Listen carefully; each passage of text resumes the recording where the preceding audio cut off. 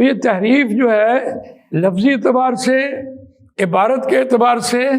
اور مفہوم کے اعتبار سے تا دم قیامت یہ ان کی عادت جو چلتی ہے چلتی رہے گی۔ اس لیے قرآن مجید نے یہ آیت ہمارے سامنے رکھی، افتطمعون ان یؤمنوا لکم وقد کان فریق منہم یسمعون کلام اللہ ثم یحرفونہ من بعد ما عقلوہ وہم یعلمون۔ اگر اس آیت کے شان نزول میں جائیں تو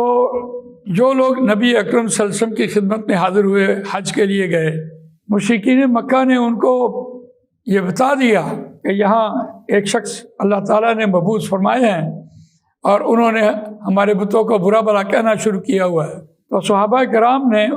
جستجو سے ان سے ملاقات کی، بیعت عقبہ اولیٰ ہوئی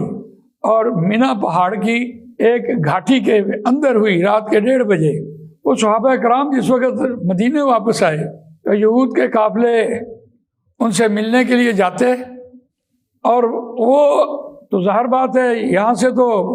مدینے سے وہ گئے تھے، وہاں جا کر اسلام قبول کیا۔ اب انہوں نے سب کو اسلام کی دعوت دی کہ ہم نے تم ہی سے سنا ہوا تھا کہ ایک نبی آنے والے ہیں، اور ان کا ظہور جو ہے وہ مکے میں ہو گیا۔ ان کے ہاتھ پر بیعت کر کے ہم نے اسلام قبول کر لیا، اور اب تم ہمارے ہاتھ قبول کرو، بیعت کرو۔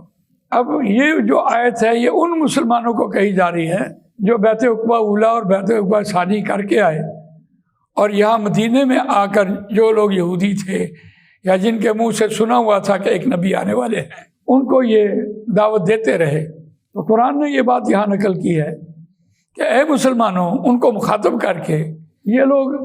تم یہ سمجھتے ہو کہ یہ ایسے ہی مان لے آئیں گے؟ ان کی عادت تھی، ان کا یہ وتیرہ تھا کہ وہ تحریف کرتے رہے، آیات کو بدلتے، الفاظ کو بدلتے، اس کے معنی کو بدلتے رہے، اور اس کو سمجھ لینے کے بعد ایسا کرتے رہے۔ اور جو لوگ بھی رہتی دنیا تک یہ عمل کرتے رہیں گے وہ کبھی ایمان کی طرف نہیں آئیں گے، وہ کبھی حق کو قبول نہیں کریں گے۔